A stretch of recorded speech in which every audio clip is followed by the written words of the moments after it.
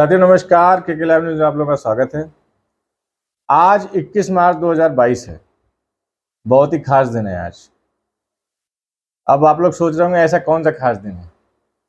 तो आज का दिन 21 मार्च का मैं आपको बता दूं इसलिए खास है कि विगत 2 वर्ष पहले 21 मार्च को ही माननीय प्रधानमंत्री नरेंद्र मोदी जी ने भारतवर्ष में संपूर्ण लॉकडाउन की घोषणा की थी कोरोना काल को देखते हुए। 2 वर्ष पहले चाइना के वुहान से आया हुआ कोरोना हिंदुस्तान में बहुत तेजी से पैर पसार रहा था, जिसको लेकर हमारे देश की सरकार काफ़ी चिंतित थी और दुनिया भर में लॉकडाउन लग रहे थे। उसको देखते हुए प्रधानमंत्री नरेंद्र मोदी जी ने भी संपूर्ण लॉकडाउन लगाने की घोषणा की। ये हम लोगों की पीढ़ी का एक ऐसा लॉकडाउन था, ऐसा कर्फ्यू था जो हम लोगों ने अपने जीवन में कभी नहीं देखा था अपनी पीढ़ी में। हाँ, बड़े बुजुर्ग कहते थे कि 100 साल पहले ऐसी कोई त्रासदी आई थी, मगर 100 साल के बीच में ऐसी कोई त्रासदी नहीं आई जिससे हम लोग महीने लगभग 2-2, 3-3 महीने लॉकडाउन में घरों के अंदर रहे। और ऐसा अनुभव, ऐसे बदलाव हम लोगों ने कभी सोचे भी नहीं थे कि इतने बड़े बड़े बदलाव हम लोगों को देखने पड़ेंगे। कोरोना काल की शुरुआत में 21 मार्च 2022 को जैसे ही संपूर्ण लॉकडाउन की घोषणा की गई, कुछ लोग परेशान भी हुए। जो लोग परेशान हुए अपने घरों को जाने के लिए, जो मजदूर परेशान हुए, कई लोग हजार किलोमीटर पैदल गए, कई लोग रास्ते में ही मृत हो गए, कई लोगों को खाना नहीं मिला, कई लोग भूख से मरे। तो कहीं कहीं ऐसे लोग भी थे और सरकारों ने भी बाद में इनिशिएटिव लेके कम्युनिटी किचन बनाया, लोग भूखे ना रहें इसलिए उनको अनाज दिया, उनको खाना दिया बना के। तो सरकार ने भी किया, ऐसी संस्थाएं भी आगे आई, प्राइवेट संस्थाएं भी आ गई, उन्होंने भी सेवा भाव से 24 घंटे निरंतर लोगों की सेवा की। ये रूप भी भारत का देखने को मिला लोगों को कि लोग अच्छे भी हैं। सेलिब्रिटीज़ में जैसे सोनू सूद एक बहुत ही बड़े स्टार बन गए। हालांकि वो अपने अभिनय से स्टार कम बने थे, उन्होंने जो समाज सेवा की इन 2 सालों में, उससे वो लोगों के दिलों में राज करने लगे और एक हकीकत में जो एक्चुअल हीरो होता है उस रूप में वो निकल के आए।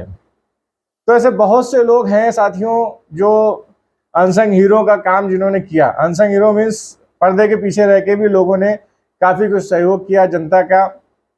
हम लोगों ने इन 2 सालों में 3 वेव का सामना किया।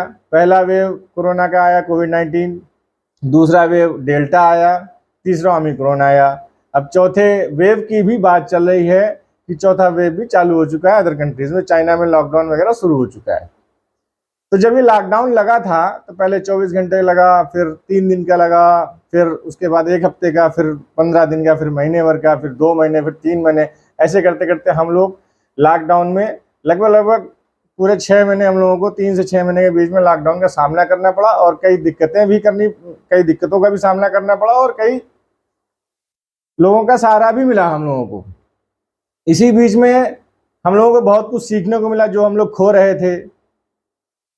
रोडों पे सन्नाटा हो गया, पोल्यूशन से हम लोगों को राहत मिली, वातावरण शुद्ध हुआ, विज़न क्लियरिटी जो अपने देश की वो अच्छी हुई कि पहले 20-20 किलोमीटर की विज़न क्लियरिटी नहीं हुआ करती थी। जब ये कोरोना लॉकडाउन हुआ, गाड़ियां चलना बंद हुई, पोल्यूशन बंद हुआ, तो लोगों को 80-80 किलोमीटर दूर का दिखाई देने लगा।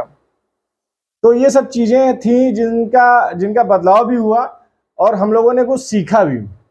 हालांकि उसको कितना हम लोगों ने ऑब्जर्व किया और कितना हम लोगों ने उसको अडॉप्ट किया। हालांकि जब लॉकडाउन लगा था तब तो उसको अडॉप्ट कर रहे थे, समझ रहे थे, सीख रहे थे। बट अभी लॉकडाउन नहीं है, खुला हुआ है, तो हम लोग कितना पालन करते हैं चीज़ों का कि पोल्यूशन ना फैले, कि कोरोना ना फैले, क्राउड ना क्रिएट हो, वो हम और आप ही जान सकते हैं और कोई नहीं जान सकता। अब बात करते हैं बच्चों की पढ़ाई की। तो कभी आपने ये नहीं सोचा होगा कि हम लोगों के बच्चे स्कूल कभी नहीं जाएंगे, बिना स्कूल जाए ही पढ़ेंगे और ऑनलाइन पढ़ाई होगी, मोबाइल से, टैबलेट से ऑनलाइन क्लासेस होंगी, नेट का खर्चा बढ़ेगा। नेट का खर्चा भी बढ़ा परिवारों का और लोगों ने अच्छी खासी भारी भरकम फीसें जमा की। स्कूल कॉलेजों ने अपनी फीसें कम भी नहीं की, ये भी कहीं कहीं ड्रॉबैक भी रहे, तो दिक्कतों का भी सामना हुआ। पहले साल में तो लोगों ने किसी तरीके से घर में चलो पानी पूरी बनाते हैं, घर में लोगों ने व्यंजन बनाना शुरू किए। जो छोटे छोटे व्यापारी थे, चाउमीन वाले, बतासे वाले, उनको बिजनेस में दिक्कत होने लगी, उनको अपने जब डेली की कमाई बंद हो गई तो उनको दिक्कतें होने लगी। लोगों ने आके उनको भी सहारा दिया, पैसे भी दिए, उनको खाने पीने का राशन भी दिया, बहुत राशन बटा, बहुत कम्युनिटी किचन खुले और बहुत लोगों ने एक दूसरे का सहारा दिया, सपोर्ट किया। बहुत अच्छी बात रही।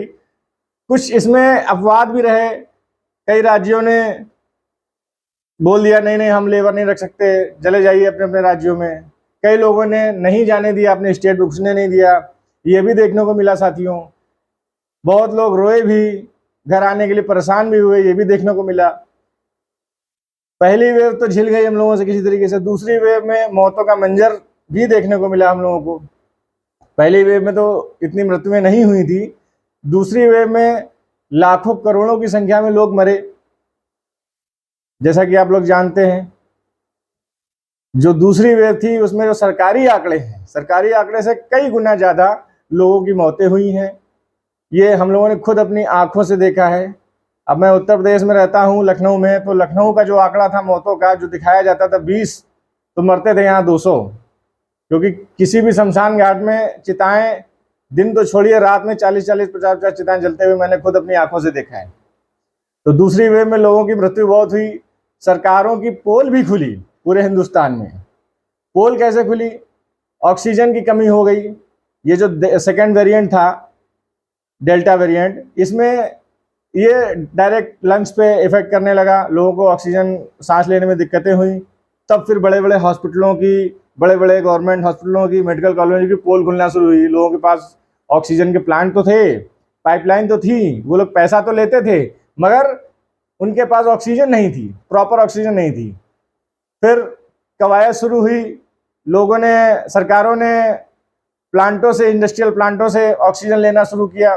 किसी तरीके से 3-4-5 महीने ये वेरिएंट चला और बहुत इसने तबाही मचाई, बहुत लोगों की जानें ली, बहुत परिवार बिगड़े, बहुत परिवार उजड़े। मगर सेकंड वेरिएंट में सरकार कहीं ना कहीं विफल जरूर दिखी, निराश दिखी और विफल दिखी। और पोल खुली, सबसे बड़ी चीज चिकित्सा की पोल सबसे ज्यादा सेकंड वेरिएंट में खुली कि चिकित्सा के मामले में अपना देश किस लेवल पे खड़ा है। चिकित्सा के मामले में अपना देश ऑक्सीजन नहीं कंप्लीट कर पाया। हम लोग जो ऑक्सीजन हम लोग को हॉस्पिटल में मिलती है, इंडस्ट्रियल और हॉस्पिटल के ऑक्सीजन में डिफरेंस होता है। कई लोग तो उन सिलेंडरों से मरे, जिस सिलेंडर को लोग इंडस्ट्री में यूज करते थे उसी ऑक्सीजन सिलेंडर को लाके खुद सांस लेने में यूज कर रहे थे। तो जो सिलेंडर 800-900 का मिलता था, लोगों ने 8-8 हज़ार, 10-10 हज़ार, 20-20 हज़ार, 50-50 हज़ार में खरीदा साथियों। तो लोगों ने इसका फायदा भी उठाया, व्यापारियों ने इसका फायदा भी उठाया और सरकारों ने संज्ञान लिया। जितने लोग पकड़ में आए उनको सजा भी मिली, ऐसी बात नहीं है। मगर सरकार ने अगर कोशिश की तो सरकारों की कमियां भी नजर आई। पहली वेव में सरकार ने लॉकडाउन करके कुछ कंट्रोल तो कर लिया, मगर सेकंड वेव में सरकार कंट्रोल नहीं कर पाई। उसने सोच नहीं पाया था कि सेकंड वेव आएगी, और आएगी तो इतनी भयंकर आएगी कि हम लोग संभल भी नहीं पाएंगे और समझ भी नहीं पाएंगे। हालांकि सेकंड वेव में लॉकडाउन के नाम पे खानापूर्ति हुई, सिर्फ नाइट कर्फ्यू लगता रहा। नाइट कर्फ्यू का कोई मतलब नहीं होता, क्योंकि रात 11 बजे से सुबह 5 बजे तक कोई नहीं निकलता है। हालांकि नाइट कर्फ्यू लगाने का तात्पर्य इतना रहा होगा कि हाँ भाई सैनिटाइजेशन किया जाएगा, ये सब किया जाएगा, फलाना ठिकाना किया जाएगा। तो सेकेंड वेव में लोगों ने खुद से आगे आके अपनी दुकानें, अपनी मार्केट, सार्वजनिक स्थल पे जाना खुद से आके बंद किया, तब कहीं जाके इस पे कंट्रोल पाया गया। तीसरी वेव ओमिक्रॉन आई, ये आई कब और गई कब ये लोगों को पता नहीं चला। हालांकि लोगों को कोरोना हुआ है इसमें, और उनको कुछ पता नहीं चला कि कैसे कोरोना हुआ और कब सही हुआ। हमारे एक मिलने वाले हैं, उनको तो कोरोना हुआ और वो तो कहते थे मुझे कुछ नहीं लग रहा है, मैं सब ठीक हूँ, बट जब वो टेस्ट कराते थे तब उनको कोरोना पॉजिटिव आता था। लगभग 4 से 5 बार उन्होंने कोरोना टेस्ट कराया, 1 महीने तक वो बेचारे पॉजिटिव रहे। कहीं जाके 8वीं बार, जब 7वीं-8वीं बार उन्होंने टेस्ट कराया तब वो निगेटिव आए। तो ओमिक्रॉन भी आया, उसने ऐसा कुछ तबाही नहीं मचाई कि लोग इतने मृत हों, मरे।